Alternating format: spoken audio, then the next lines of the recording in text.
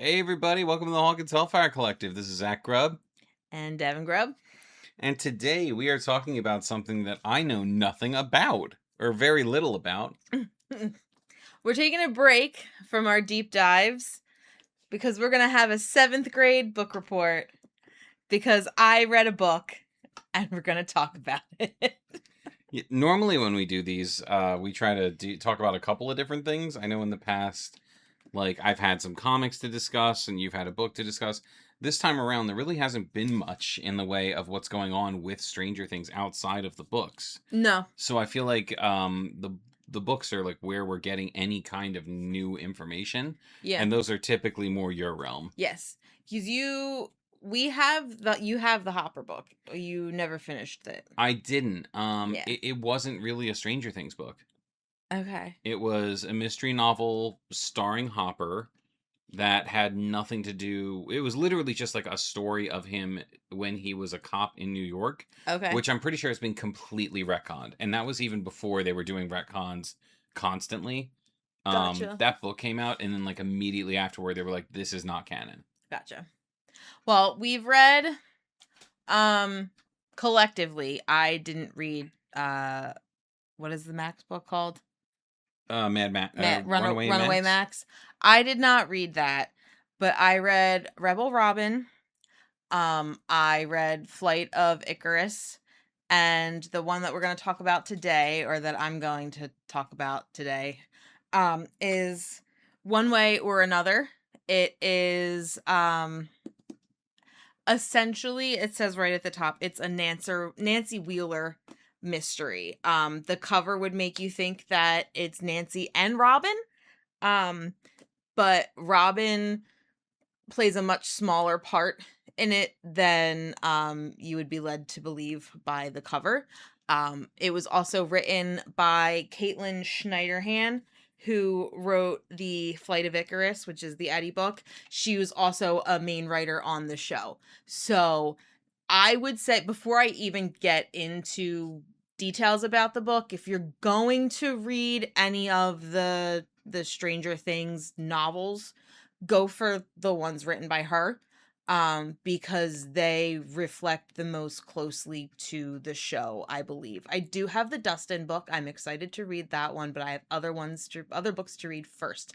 So that's on the back burner, but we will do a 7th grade book report once I do read that one. Is the Dustin book by the same author or someone else? I don't believe so. I think it's by somebody else. Okay. Yeah. Because I think one of the things you've told me about it is that the tone is incredibly consistent with the show. In this one and the Eddie book, both very much like you are in the show. I will say all of them, including this one, and they do feel a little fan fiction-y in terms of like added characters and things that that happen that don't happen in the show. This book takes place 2 months, I think, after 2 months after the events of season 4. So it literally starts off with Nancy's graduation. Nancy, Robin, and Jonathan's graduation. And, essentially what that looks like when half the town is dead or has fled, does not have homes, and that's the big plot point in this book, is that like a lot of the Hawkins residents are displaced, and this, I don't want to say she's like a Martha Stewart character per se, but that's all that I can think of, unless I don't know. Joanna Gaines. Okay, there you go. If we're gonna go more modernized. I don't have much of a frame of reference for that. Like, what do you? So it would basically, today it's like Joanna Gaines, Magnolia Table. It's essentially like a home renovation kind of thing. And in the book, it is this character. Her name is Georgia.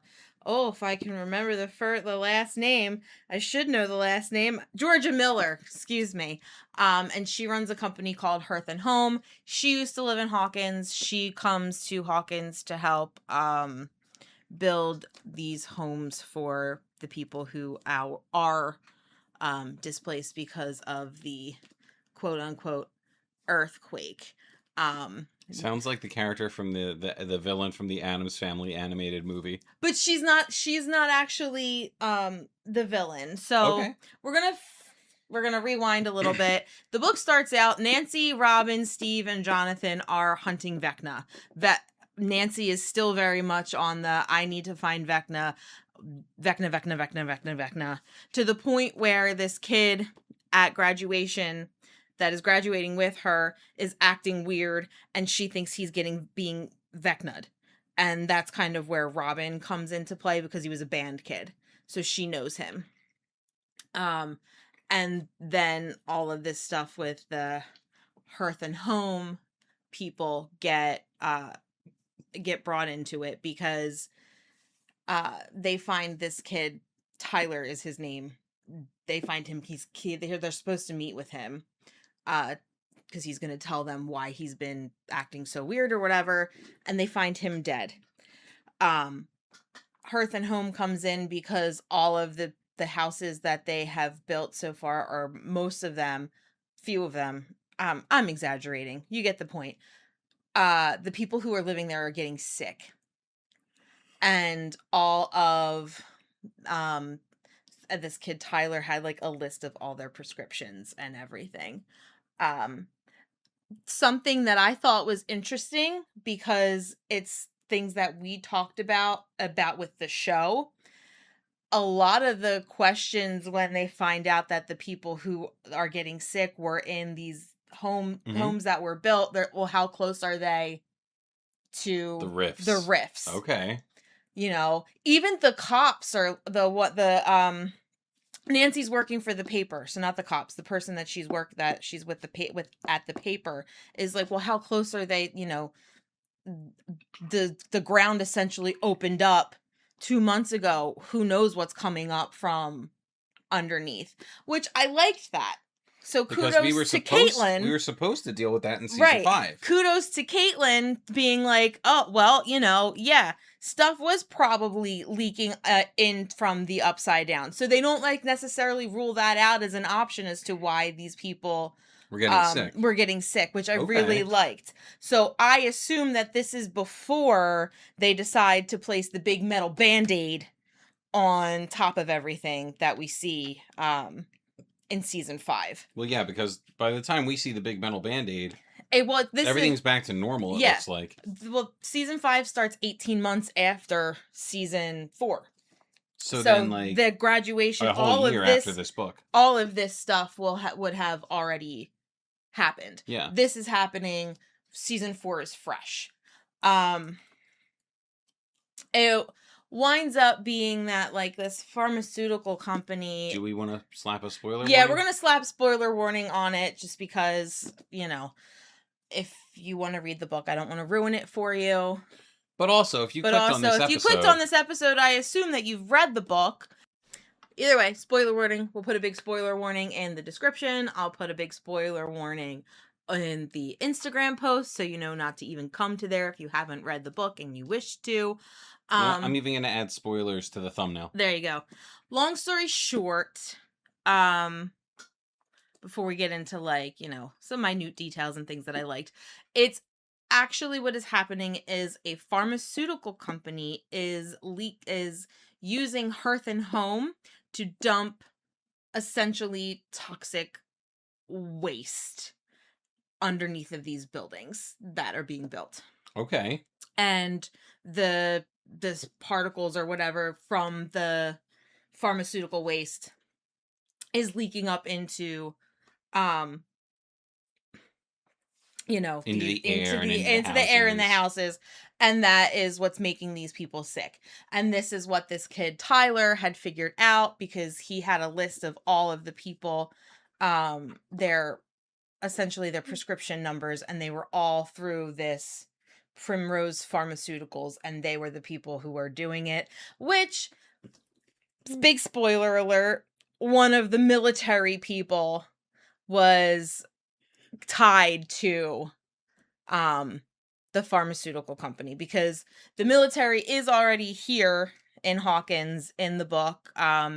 At the newspaper, Nancy can't do any, like, not just Nancy. They can't pitch stories without it being run by the The military military. first. Robin just got her job at the Squawk, and they talk about the military's involvement there. Some fun details. This Georgia Miller person knew Nancy's mom. They were friends in high school. They Oh, so she knew Henry. they touch on the Karen and Ted a little bit through Nancy. So it is 100% retconned that Karen married Ted because of him being older and having a cushy They job. went to school together. They went to school together. They're the same age. It's in here. Even though they don't even look remotely the same age. Something else that were like things in the show that we always kind of took issue with, that were touched on a little bit. The conversation that Nancy and Steve have when they're walking through the Upside Down in season 4, where he, essentially, pours his heart out to her, was kind of touched on a little bit in the book. She admits that not to him, but to herself and to Robin, essentially, that she's avoiding him, and he brings something up. He's not in the book a whole lot.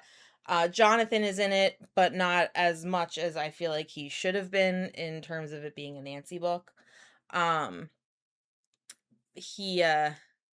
He's like, "Oh, are we ever going to talk about, what I said?" And she's just like, "Well, I have other stuff to worry about right now, so we'll talk about it later." In typical Nancy fashion. Just avoid the problem until it goes away. Something that is never brought up in the show that I liked that was brought up in this is that Robin brings up the fact that she was interrogated and tortured by Russians, which never gets touched on in season 4 or season 5 of the show. So the fact that it was put in this book, I was like, okay, somebody remembered that, she was tortured at 17. Cool. What was the context for that? It's right before they're gonna go and talk to this kid. This is before they find Tyler. They're gonna talk to him, and Nancy's trying to build her up, and she's like, yeah, well, they're like bringing each other up, and I don't want to say that Robin is tearing Nancy down, but she's basically bringing her down a notch and saying that when it comes to matters of like asking people questions or trying to get to, the meat of these stories and things, she comes off a little too strong. So she was basically like, I've been through this, and this, so why don't you let me do it? I know this kid. Yeah. Like that. And then Nancy decides to go rogue in pure Nancy fashion, and Robin gets upset about it, and Nancy gets pissed at Robin being upset about it. So if anything, this book was very, very Nancy, and it made me dislike Nancy more than I already kind of did, because I was in her mind for however many pages the book was. So you've told me that the book made you feel this way before, and I feel like Nancy is a character who they never figured out how to write properly. Like, Nancy is a character who is supposed to be big on, female empowerment and, not letting anybody hold her back, especially if they think it's just because she's a woman. She is very much like that in the book. She has a whole fight with her mom because she tells her mom she doesn't want to go to Emerson in the fall, and her mom thinks it's because of Jonathan. And they have this whole fight, and Nancy's kind of a bitch to Karen in the scene, and she's just like, well, I'm not trying to be like you and live in your nightmare or something along those lines. I was like, damn, way to go right for the jugular, dude. So this is kind of what I'm getting at, is that in trying to write a character who is empowered, I feel like there's a line that has to be walked to make them still somebody you want to root for. They have always done a very bad job of that with Nancy. I mean, it's come across as like, it doesn't come across as I can do whatever I set my mind to. It comes across as I am better than you. okay, yeah. I mean, in her, I feel like that's how I felt with her scenes with Robin, especially the one where she goes to Robin has a police scanner. So Okay. she hears everything that is going on, and at one point when Nancy decides to go rogue, she hears about this on the police scanner, and the next day Nancy comes to the station, um to the squawk, to kind of fill her in, and Robin's upset because she didn't do it in and when Nancy was like, well, you were working and I didn't want to interrupt you, and she's like, no, I don't want to hear on a police scanner that, like, you're dead.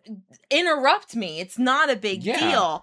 And like a lot of Nancy's inner monologue when this is happening, it's kind of like, well, why do you feel that? Like, I can handle it myself. Like, she comes off very like, I can do this myself. Robin is not the character who you need to feel that way with. Like, I feel like when Robin tells you she's concerned about something, it's coming from a place of sincerity. Yeah. Like, the biggest idiot you ever met could tell you that. Like, it's not like Steve is saying that, or Jonathan saying that, or even her mom is saying that, you know? It's, to come at Robin for that, or to take that mindset when speaking to Robin of all people, is kind of ludicrous. I mean, Robin does help. She helps save Nancy at the end, because Nancy gets into some shit at the very end of the book, and because Robin has the police scanner, she's able to help her.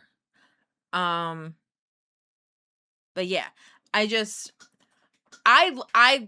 liked this book. As far as like a mystery goes, I thought it was very intriguing, because I was reading it the whole time thinking that the Georgia person was the bad guy, but then, spoiler alert, she gets shot and killed. Jeez. Yeah. There's a lot of shoot and kill, a lot of F-bombs in the book too. I guess this, which was surprising to me for a Stranger Things novel, considering, well, there was some mature themes in the Eddie book, so I guess I'm not that surprised. But considering the last novelization I read that before that was the Robin one, I feel like it was a little bit of a shake. Like, oh, they're cursing. A little bit of a shake-up. They're cursing. Maybe this is why Nancy's so fine with just gunning down the military in season 5. I mean, it's possible. They literally, Nancy and Robin find this Georgia person. Well, or they go to her office, they're snooping around her office, they get caught, they go to leave, and they hear gunshots, and when they come back, she's bleeding out. Yeah. Like, they find her bleeding out. They find this Tyler person dead in, like, this ditch place. So, like, there's a lot of death that I feel like we wouldn't necessarily see in the show. Just in the book. Lots of dead people. Now, did that feel tonally off for you? No. Given the circumstances of what was happening, it didn't. Okay. I will say the the Georgia scene was a little bit more surprising, I feel like, than the Tyler one. I knew something was going to happen with the first person. I was not expecting that with Georgia, just because I was so set on her being the bad guy, but then I looked and I was like, "Oh, I still have half a book left, so I guess it's not her." All right then. But no, I mean, it didn't feel like it was just like thrown in just because it's like a murder mystery with Nancy in it. That didn't feel, this honestly, like, for this felt less fan fiction than the Eddie book did. And I think it's because they did tie in stuff From the show. from the show. They do, Nancy in the beginning mentions Eddie, because at their graduation they're like listing off a bunch of the people who died, and he doesn't even get a mention, and she's like, "Wow, you helped save an entire town, and you don't even get any kind of recognition that you did that." Yeah. And then she thinks about him again towards the end, when she's kind of trying to fight for her life, and I'm doing this for all of these people. So I feel like that's why it didn't feel as out of left field as the other books did to me, because there were so many like Easter egg tie-ins to stuff that we had already seen. All right, so you have been reading a lot of books lately. You've Yes. been kind of on your reading goal kick. Mm-hmm. And like, not in a way that's like, oh, I'm gonna read all these books to say that I read all these books this year, but like, you're actually legitimately reading books that you want to read. And like, so where does this rate among the books you've been reading this year? Like, just in general, I mean, like, what would I give it? well, how many books have you read so far this year? You're up to what, The 6 or 7? I just started number 6. This was number 5. Okay, so of the 5 books you've read this year, Mm-hmm. where would you put this in like the tiering? Well, that I see, all of the books that I've read are so drastically different from one another. I'm just talking about a scale of enjoyment. Oh, enjoyment?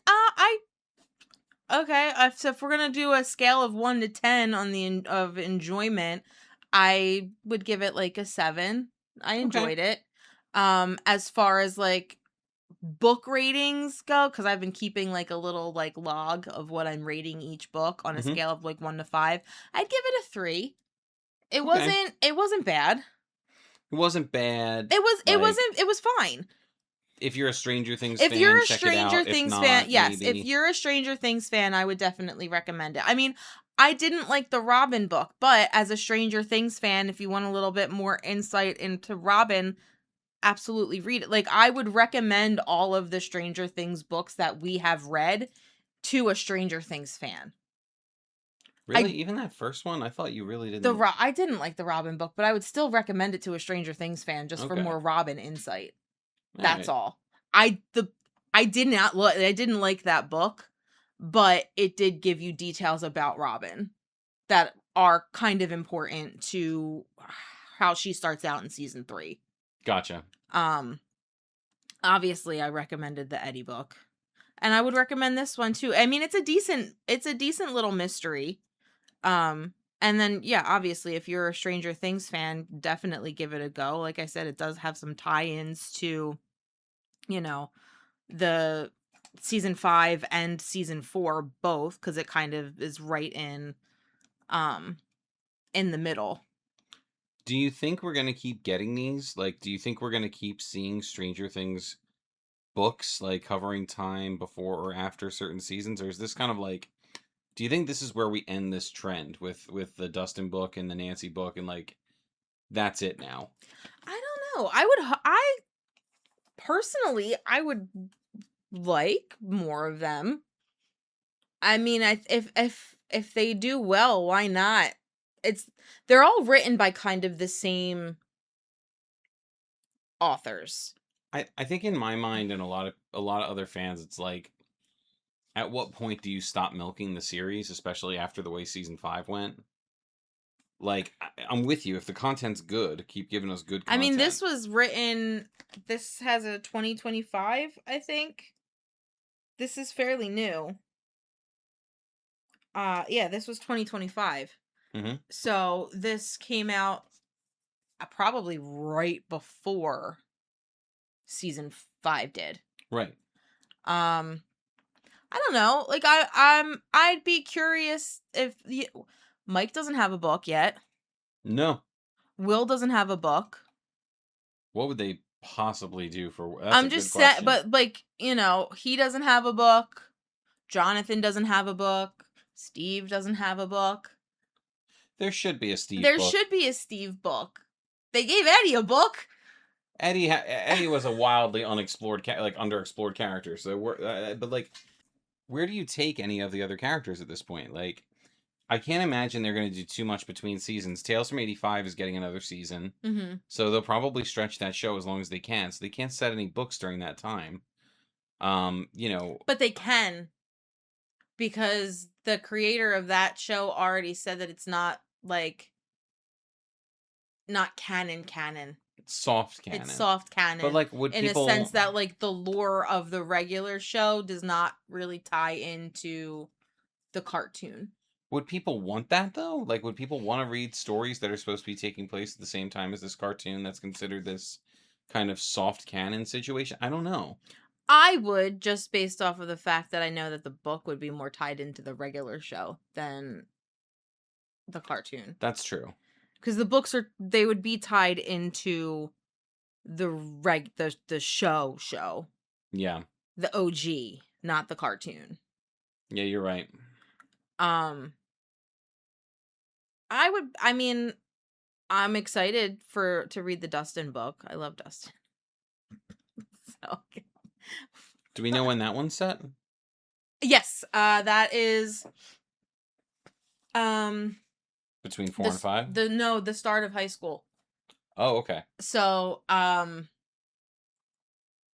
before Eddie. Well, no, he meets Eddie. Right, that's what I mean. Yeah. I think he plays a quite a big role in the Dustin book, I think. Okay. But yeah. So, I would be down to read more novelizations. But like only if they were about the characters that I want them to be about, though. Like there's an Elle and Max book, and I'm not really interested in reading that one. An Elle and Max book? Mm-hmm. Yeah, that takes place in season 3. Has to do with Starcourt. That sounds kind of cute. Okay, so I'll pick it up. Yeah. You can read it. I was thinking like they should do something with Ellen Hopper between seasons 4 and 5. But okay, so there you go. Like that's the kind of thing that I would like to see.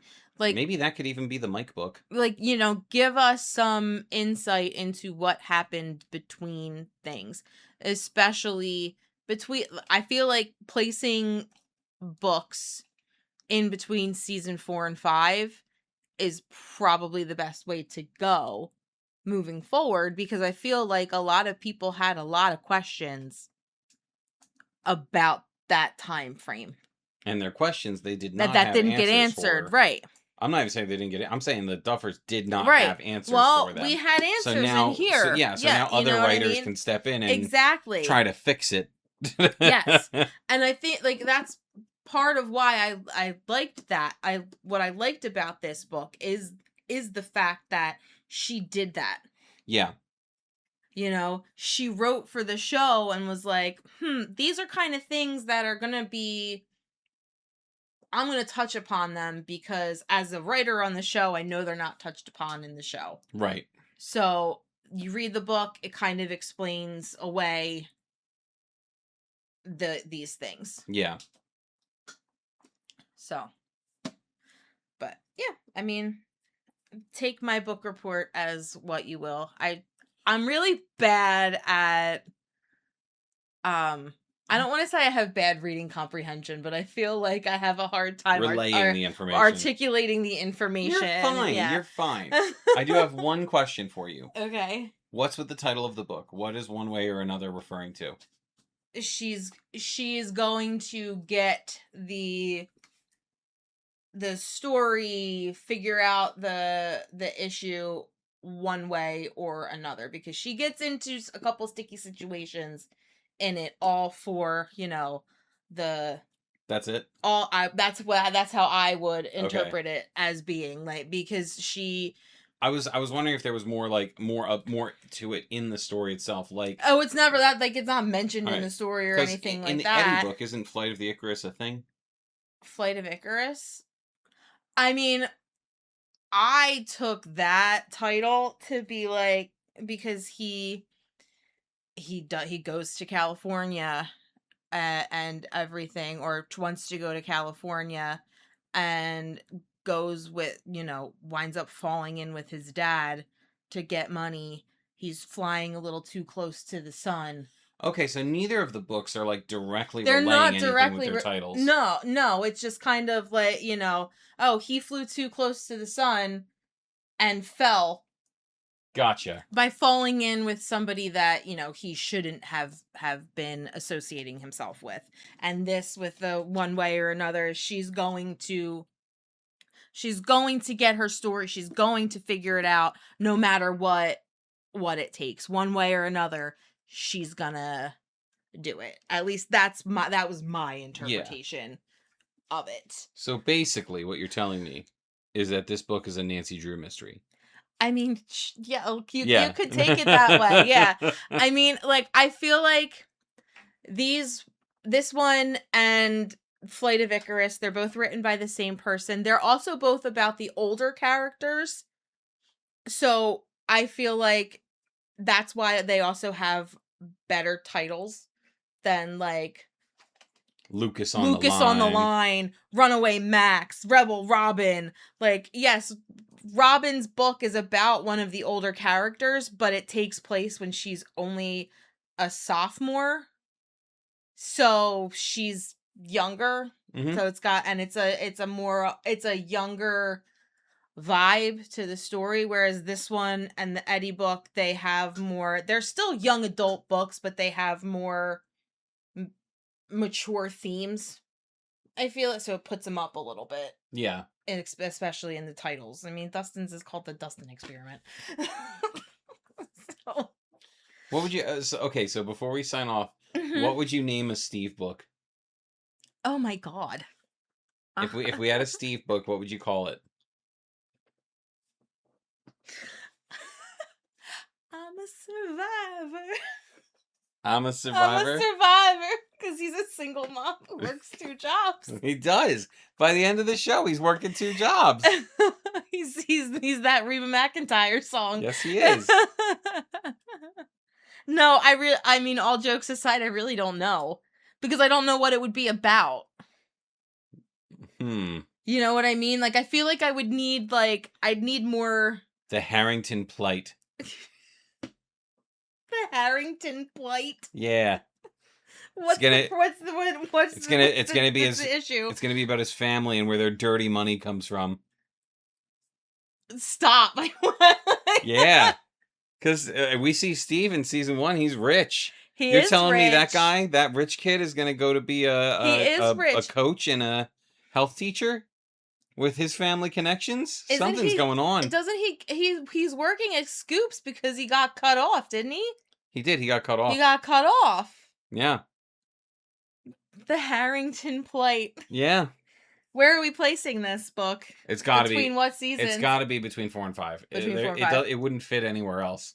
Honestly. No, you know what? Give me a Steve book between season 4 and 5. He's got the stuff he's dealing with Nancy. He's dealing with his grief from losing his metalhead bestie. And his estrangement from Dustin. The estrangement from Dustin. Yeah, there's stuff. Caitlin Schneiderhan, I'm talking to you. Who did Steve lean on during this time? Right. Give me a Steve book. I will eat that shit up. Speaking of Steve books, though, I'm getting an adjacent Steve book, and I'm really excited about it. I'm going to shout it out now. It's called Something Rad. It's written by an author. Her name is Nikki Witt. And she said she wrote it with Steve Harrington in mind to give him the love story that he didn't get. And I'm so excited to read it when it comes. But that's not Stranger Things. It's just kind of Stranger Things. Inspired, adjacent, whatever you wanna call it. But Caitlin Schneiderhan, talking to you. Give me a Steve book. Yeah, let's get a Steve book. Let's get a Steve book. I'm dead serious. Why not? But I don't have anything else to say. I'll say it again. Recommend it if you are a fan of Stranger Things. It was a good read. All right. Well, with that, I think we can sign off. Mm-hmm. You wanna lead us out, hon? Sure. Signing off from the Hawkins Hellfire Collective. I am Devin Grubb. I'm Zach Grubb. Dusty Buns gets it done.